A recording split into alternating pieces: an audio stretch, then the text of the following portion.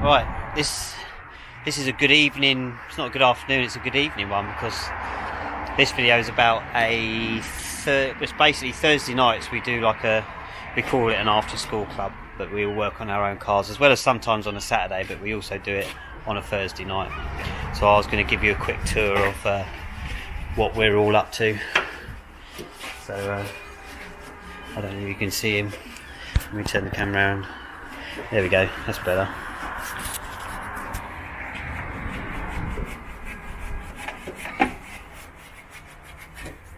What are you doing, Ash? Cleaning.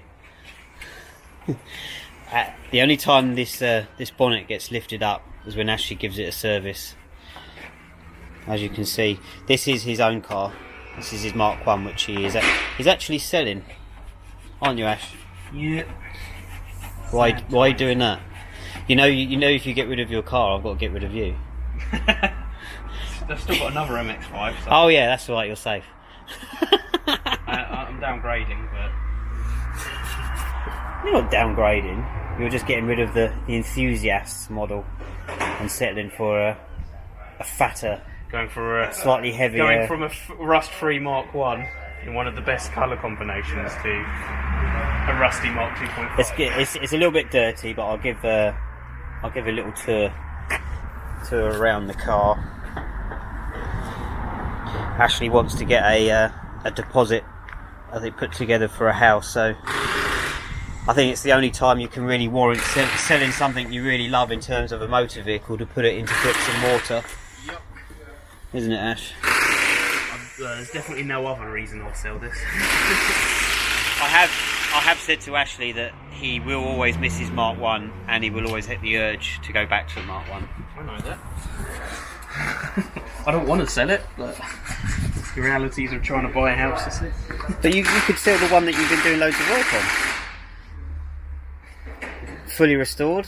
I know you wouldn't get as much, but is it not worth trying to flip another car and sell that and keep this? Not really. The amount of time I've put into that Mark II, I'd never get anywhere near enough money back for it, and I'm only halfway through it, so by the time that's finished and restored, I couldn't sell it for anything less than £1 million, I think. Well, I'm going to go and badger the other guys. Leave me alone.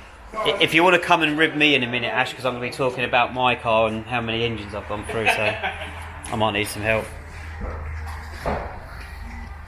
See what Roy's up to. Oh, no, top secret. What are you doing, Roy? I am fitting some Chinesian coilovers to my Lexus. Chinesian coilovers? Yeah, just cheap eBay ones. Let's have a look. Front is done, as you can see. And Who are they made by? Max Speedium rods. Max Speedium rods. Speedium Rods? Yeah, Max Speedium rods. Okay. They're a little bit bigger than MX5 ones, but they're fully adjustable. You can adjust the damping and height, so give them a try. They're only cheap. Why not? I've also got rear knuckle bushes on this to do. Them little puppies. 2 of them to do. Not going to be nice. Let's have a look. Not going to be nice. And the bolt that Do goes... they have a habit of going, do they? They're just worn, yeah. There's a little bearing inside there. And the bolt that goes through it Yep.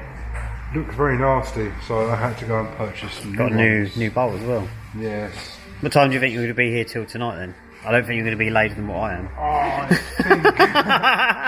think I'll probably not be here till maybe early hours.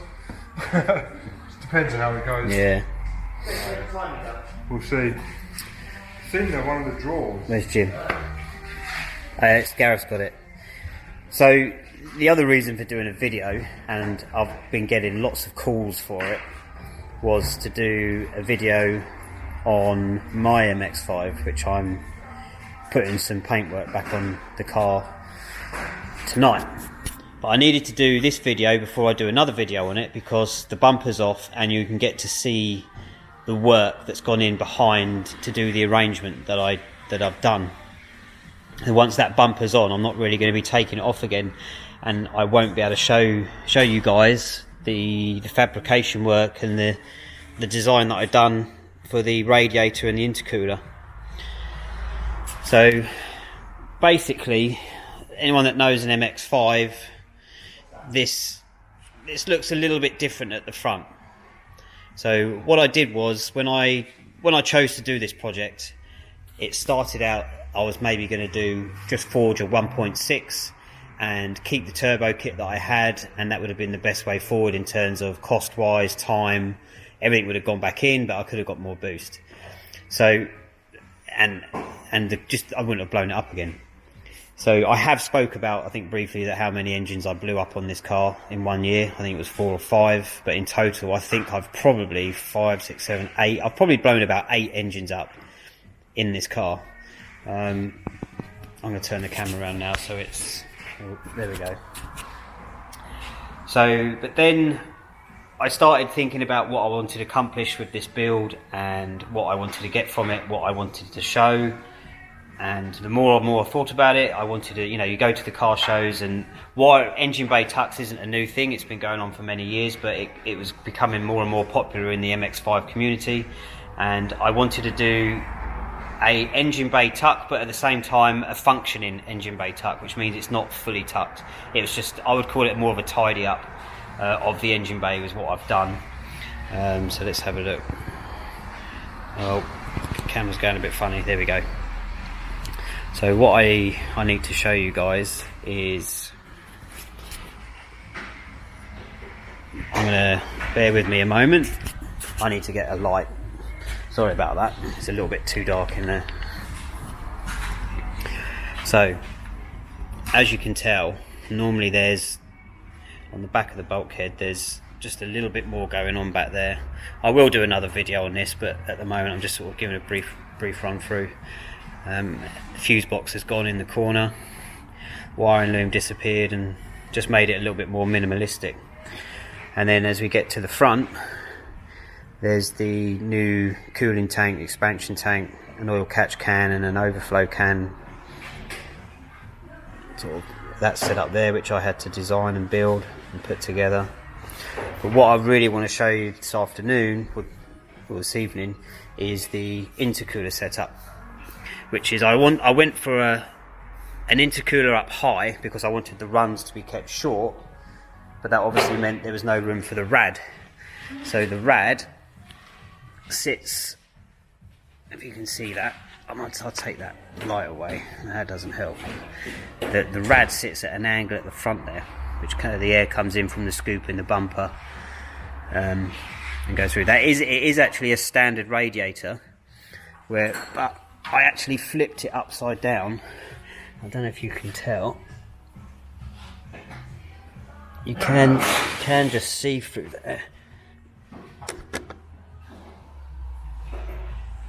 Oh, is it viewable? Yeah, there you go. There's the radiator cap, which would normally be at the top. So that's why there's a swell tank at the top there to catch the air pockets in the cooling system. So I decided to get an intercooler. I found the biggest one that I could sort of get and squeeze in that space. I then had to fabricate an in and out on it, which was I think it's 67 mil. I think it was something like that. I used a donut to do that. So it gave me the total circumference, but a tighter curve to squeeze it in there. And then it's shielded. The radiator itself is shielded from the intercooler with some aluminium, and it's got a ceramic foil wrap on the top to help heat soak prevention. And then to put the front cross member back on the front, I built this sort of bar that you see here that the oil cooler sits on. That oil cooler was reused from my old setup. Yeah, so that's it really. I will do another video once it's back on the road and clean, but I wanted to sort of do a bit of a so you can see what was going on behind the bumper, because once that's back on I'm not taking it back off again. Right, that's enough of mine. Let's go and see what Jim's up to. Right. What you doing, Jim? I am installing sensors that I'm testing for MX5 Restorer, just to make sure that they're durable and they work fine. They're not the Mazda ones, but we've been recommended them, and we just want to give them a test before we actually can promote them to make sure they're okay, which I think is a good practice to do. Run them around for a couple of weeks. Yeah. See if there's any problems. So what are you doing with the timing gun? I'm just going to check that the timing is the same with OEM sensors as they are with these aftermarket sensors. I'm a bit worried that there might be a little bit of a difference. So there's not It's great. good. It's a good thing to do, really, isn't it? See if there is a difference, because I imagine there is, but you just want that difference to be as small as possible, don't you? But, yeah, first I've got to clean the oil off my timing marks. You got to find your timing mark on your pulley, It's yeah. got one. It's a little on the rusty side, but I think I might do. I'm sure there is. I think there's a little notch on there. Yeah. It's here. So. Oh yeah. Obviously, there's the mark for the sensor as well. So, which means that the timing mark must be further round. Yeah, there's So, yeah. four of them on there. I'm gonna clean up. Stick sensors in. What else you doing tonight? I was gonna mess around with the antivirus. Eating food. I Yeah, ordered some dinner. yeah, that's exactly. We're going to get some food in a minute. I'm quite fancying saveloy chips, but I'm not sure what the other guys are fancying. It's not Friday. No, I know. All right, well that's enough of what's going on in the workshop on a Thursday night. Hope you enjoyed that video. We've done one of these videos before, but it's very relaxed, just tinkering. Right, catch you on the next one. Bye bye.